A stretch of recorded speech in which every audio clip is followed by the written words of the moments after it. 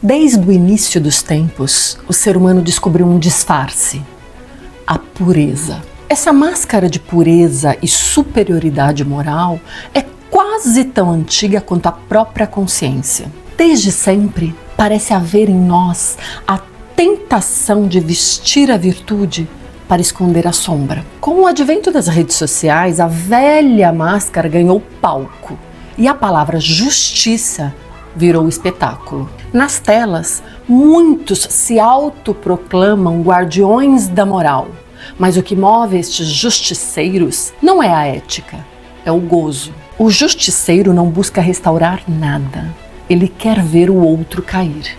Ele quer ter o prazer de apontar o erro, o prazer de humilhar publicamente, o prazer de ter razão.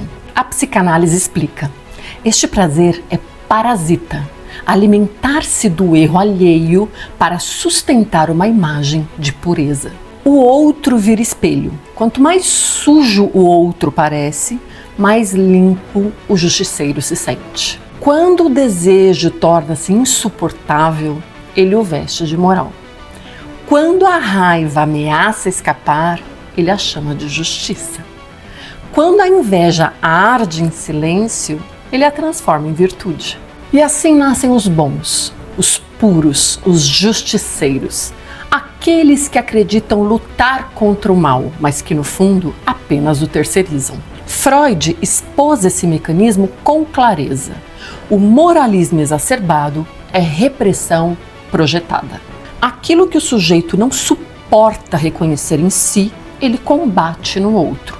E, ao punir o outro, ele toca secretamente a própria pulsão proibida. Por isso, o moralismo justiceiro é tão perigoso, porque ele nasce do recalcamento. E o recalcado sempre retorna, disfarçado de zelo, virtude ou pureza. O justiceiro nega o próprio mal. Ele projeta no outro o que não suporta ver em si. E esse prazer moral não constrói laço social. Ao contrário, ele isola, segrega e exclui. Quando a moral vira espetáculo, a empatia desaparece. As redes tornam-se arenas de apedrejamento simbólico. E as vítimas, antes de tudo humanas, passam a ser tratadas como objetos descartáveis, sem direito ao erro, à complexidade ou à redenção. O justiceiro que diz lutar pelo bem acaba produzindo o mal que diz combater, exclusão, medo e destruição do diálogo. Nietzsche chamou isso de moral dos escravos, a vingança travestida de virtude. O ressentido não cria, apenas julga, não constrói o mundo, o paralisa. O fraco, impotente diante da vida, busca força não na criação, mas na condenação do outro. O que ele não consegue ser, ele destrói. A isso, Nietzsche chamou de ressentimento moral, ou seja, uma inversão da vida, um disfarce para o ressentimento e a impotência. Michel Foucault é um autor essencial para entendermos os justiceiros. Em sua obra Vigiar e Punir, ele nos mostra que em sociedades antigas o poder se exercia por meio do espetáculo do castigo público. O corpo do condenado era o palco onde o soberano exercia sua força. Hoje, esse suplício voltou, disfarçado de moralidade digital.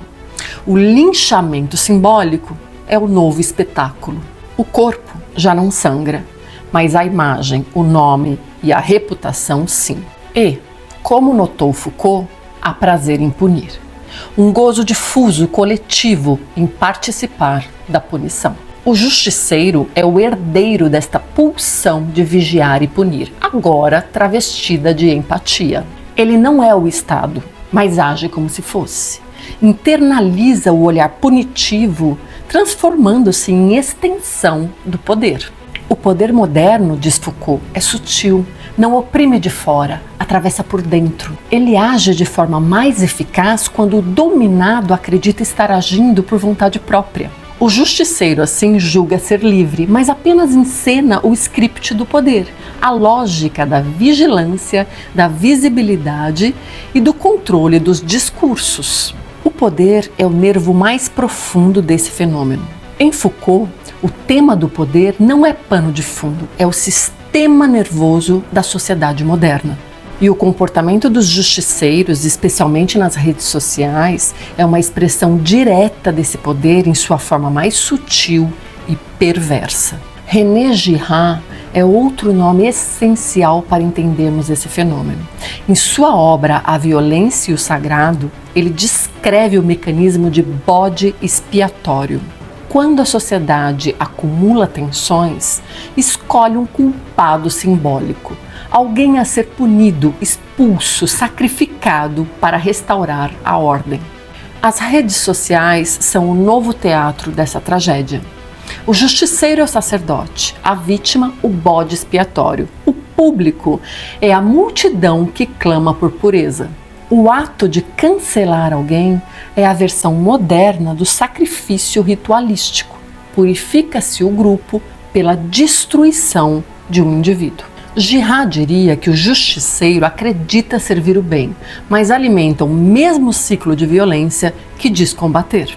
Do meu ponto de vista, o verdadeiro ato ético não é punir, mas suportar a imperfeição, a dos outros e a nossa. Porque não existe pureza em lugar algum. E quanto mais alguém tenta provar o contrário, mais perigoso se torna. Talvez o maior gesto de justiça hoje seja recuperar a humanidade no olhar. Não gritar mais alto, mas compreender mais fundo. Não apagar o outro, mas escutá-lo. Porque a justiça que nasce do ódio jamais será justiça. Será apenas vingança disfarçada de virtude. O que você pensa sobre isso? Me conta aqui nos comentários. Eu sou Carolina Michelini, autora de livros infanto-juvenis. E este é um canal de estímulo à leitura, à escrita, reflexão e troca de ideias. Inscreva-se no canal, curta e compartilhe os vídeos. Obrigada!